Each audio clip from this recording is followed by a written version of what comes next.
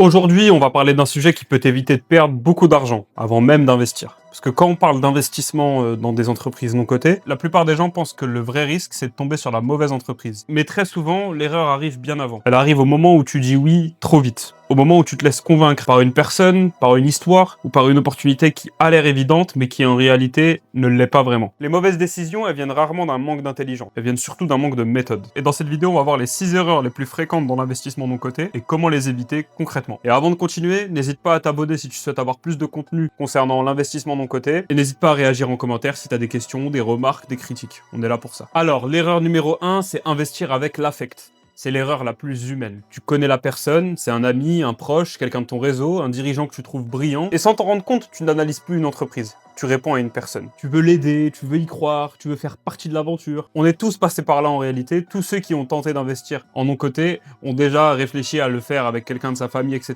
Et c'est pas mauvais, c'est juste qu'il faut le faire avec méthode. Et il faut comprendre qu'aider quelqu'un et investir dans son entreprise, c'est pas du tout la même chose. Tu peux aimer quelqu'un, croire en son potentiel, le respecter et ne pas investir dans son projet. Et c'est totalement normal. Il y a rien d'irrespectueux dans tout ça. C'est juste deux décisions qui sont séparées. Maintenant, comment on fait concrètement pour éviter cette erreur? La première question à se poser, c'est est-ce que j'investirais dans cette entreprise si je ne connaissais pas le fondateur? La deuxième, c'est est-ce que le modèle économique tient debout, indépendamment de la personne? Et la troisième, c'est est-ce que les chiffres sont cohérents avec ce qu'on me raconte? Parce que souvent, il y a des entrepreneurs qui cherchent à lever des fonds, qui nous donnent des chiffres à la volée, et lorsque tu regardes le bilan, que tu analyses les vrais documents qui recensent les vrais chiffres, les chiffres ne sont plus vraiment les mêmes. Alors rappelle-toi que si tu investis pour ne pas décevoir quelqu'un, tu n'es déjà plus dans une logique d'investisseur. Et ça, faut avoir l'honnêteté de le reconnaître avant de signer quoi que ce soit. Le deuxième, c'est l'effet de mode. Il suffit parfois d'un bon récit, de quelques publications sur les réseaux, de 2 ou 3 personnes visibles autour d'une opération pour qu'une entreprise donne l'impression d'être incontournable. Et c'est là que beaucoup de personnes se font piéger. Ils ont peur de rater une opportunité, et ça, c'est ce qu'on appelle le FOMO, le Fear of Missing Out, la peur de manquer quelque chose. Et ce qu'il faut retenir, c'est que le FOMO, il te fait pas entrer dans une opportunité. Il te fait entrer dans celle que les autres ont déjà perçue avant toi. L'effet de mode, c'est pas vraiment une preuve de qualité. Le bruit autour d'une opportunité, c'est pas du tout une preuve de solidité, voire même au contraire. Et le sentiment d'urgence, c'est pas une thèse d'investissement. Alors comment éviter cette erreur? Ce qu'il faut se dire, c'est simple. Si ta meilleure raison d'investir dans une entreprise, c'est d'autres veulent investir aussi, alors t'as pas encore de conviction, t'as juste une validation sociale. Prends le temps de formuler ta thèse d'investissement en 1 ou 2 phrases claires, sans mentionner ce que les autres font. Si tu n'y arrives pas, c'est que tu n'es pas encore prêt à investir. La troisième erreur, c'est accepter des promesses floues sans regarder le prix d'entrée dans l'entreprise. L'équipe fondatrice te dit que le marché est énorme, qu'ils vont changer d'échelle, qu'ils préparent de gros partenariats, que la croissance va accélérer. C'est très bien et c'est un beau projet et je leur souhaite. Mais qu'est-ce qui est déjà réel aujourd'hui? Dans les chiffres, les clients, les contrats, la trésorerie, concrètement, comment est gérée l'entreprise aujourd'hui? Et il y a une deuxième question que beaucoup de débutants oublient complètement, c'est à quel prix est-ce que j'entre dans l'entreprise? Parce qu'une entreprise peut être intéressante et être un mauvais investissement si tu la payes trop cher. Lorsque tu investis dans une startup ou une PME, tu dois connaître 2 valorisations fondamentales. La valorisation pré-investissement et la valorisation post-investissement. La valorisation pré-investissement ou pré-money en anglais, c'est la valeur de l'entreprise avant qu'elle encaisse ton argent, donc avant ton investissement. Et la valorisation post-investissement, post-money, c'est la valeur de l'entreprise après qu'elle ait encaissé ton investissement. Je te donne un exemple concret. Une entreprise est valorisée à 1 million d'euros avant l'opération.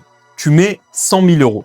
Elle vaut donc 1,1 million d'euros après ton investissement, parce qu'elle a encaissé tes 100 000 euros. Et toi, maintenant, tu détiens environ 9% du capital, donc 9% de 1,1 million d'euros. Si dans 5 ans, la société est rachetée à 2 millions, là, tu récupéreras environ 180 000 euros. Et c'est un gain. Mais si la valorisation de départ était gonflée à 4 millions au lieu de 1,1 million, pour la même entreprise, le calcul change radicalement. Mais alors, comment éviter cette erreur? Comment éviter d'investir dans une entreprise qui a une valorisation surcotée? La chose qu'il faut demander en premier, c'est sur quoi est basée cette valorisation. Quelles sont les valorisations comparables dans le secteur? Et également, qu'est-ce qui justifie le prix aujourd'hui et pas dans 3 ans? Parce qu'une belle entreprise ne fait pas automatiquement une bonne opération. L'erreur numéro 4, c'est ne pas faire de vérification préalable. C'est la plus grande différence entre un investisseur amateur et un investisseur sérieux. L'amateur écoute une présentation, il ressent une bonne impression et il se projette. Et ensuite, il décide.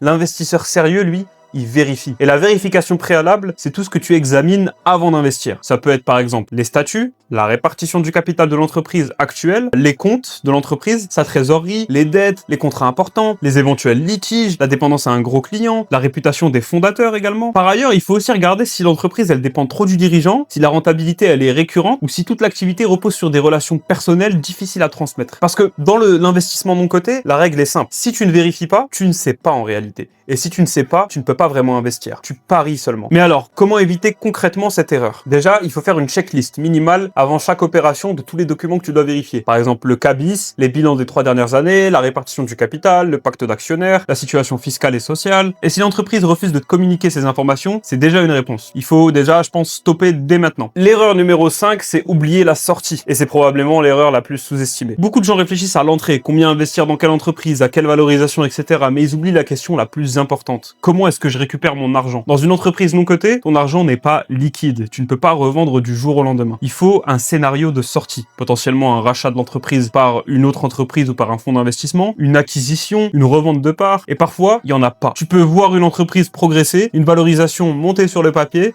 et te dire que ta part vaut plus. Mais tant qu'il n'y a pas d'événement de liquidité, ce gain reste théorique. Et un gain théorique, c'est pas de l'argent récupéré. Mais alors, comment éviter cette erreur? La première chose à faire, c'est qu'avant d'investir, il faut se poser ces questions suivantes. Qui pourrait racheter cette entreprise dans 5 à 7 ans? Selon quel scénario réaliste? Y a-t-il un pacte d'actionnaires qui prévoit les clauses de sortie pour les minoritaires? Et si tu n'as pas de réponse crédible, sois au moins lucide. Tu immobilises potentiellement ton argent longtemps avec une visibilité limitée. Ce n'est pas un détail, c'est une partie centrale du risque. Et donc dans ce cas-là, tu ne peux pas investir dans une entreprise dans laquelle tu n'es pas assuré de pouvoir sortir. La dernière erreur, celle dont personne ne parle, qui est souvent moins visible, mais qui est à l'origine de toutes les autres, c'est investir sans se former. C'est entrer dans un terrain technique qu'est l'investissement non coté avec les outils du quotidien. Tu ne piloteras pas un avion parce que tu sais conduire une voiture. C'est la même logique avec l'investissement. Tu n'investis pas en bourse comme tu investis dans une entreprise non cotée. Évaluer une entreprise, lire un bilan, comprendre une valorisation, négocier un pacte d'actionnaires, identifier les red flags dans une due diligence, tout ça, ça s'apprend. Ce ne sont pas des compétences réservées aux professionnels. Ce sont des compétences qui s'acquièrent et c'est pas des intuitions qui se devinent. Et le vrai problème avec l'absence de formation, c'est que tu ne sais pas ce que tu ne sais pas. Tu penses avoir fait le tour d'une opportunité alors qu'en fait, tu n'as pas posé les bonnes questions. Tu penses avoir sécurisé ton investissement alors que tu n'as même pas lu les clauses qui comptaient vraiment dans cet investissement. Mais alors, comment éviter cette erreur? C'est exactement pour ça qu'on a créé la communauté Low Investor sur Skool. C'est un espace structuré pensé pour les personnes qui ont déjà investi en bourse, en immobilier ou en crypto et qui veulent franchir le palier d'investir dans des entreprises non cotées, des PME, des startups. Dans cette communauté, tu vas apprendre plusieurs choses, notamment à identifier une opportunité, comment distinguer un deal sérieux d'une illusion de croissance, à analyser une entreprise, lire un bilan, comprendre une valorisation, poser les bonnes questions au bon moment à un fondateur. Tu vas également apprendre à sécuriser ta position, à comprendre les clauses qui comptent dans un pacte d'actionnaires, à évaluer les red flags d'une due diligence bâclée. Tu vas également découvrir comment prendre des décisions claires, peu importe le secteur, peu importe le pays. Et chaque semaine, on va analyser ensemble des opportunités réelles, en live, des cas concrets, pas des théories abstraites. Finalement, dans cette communauté, tu vas t'entraîner, tu vas poser des questions, tu vas progresser dans un collectif d'investisseurs qui montent en compétences en même temps que toi. Tu pourras également nous demander de réaliser des infographies et des analyses de marché sur des marchés spécifiques selon ton besoin. Et tout ça pour la modique somme de 30 € par mois, soit 1 € par jour. La barrière à l'entrée dans l'investissement privé, ça a jamais été l'argent. Ça a toujours été le manque de méthode. Le lien est en description. Si tu veux investir avec rigueur plutôt qu'avec de la chance, c'est là que ça commence. Si t'as aimé cette vidéo, je t'invite à laisser un j'aime, t'abonner à la chaîne et laisser un commentaire. À la prochaine!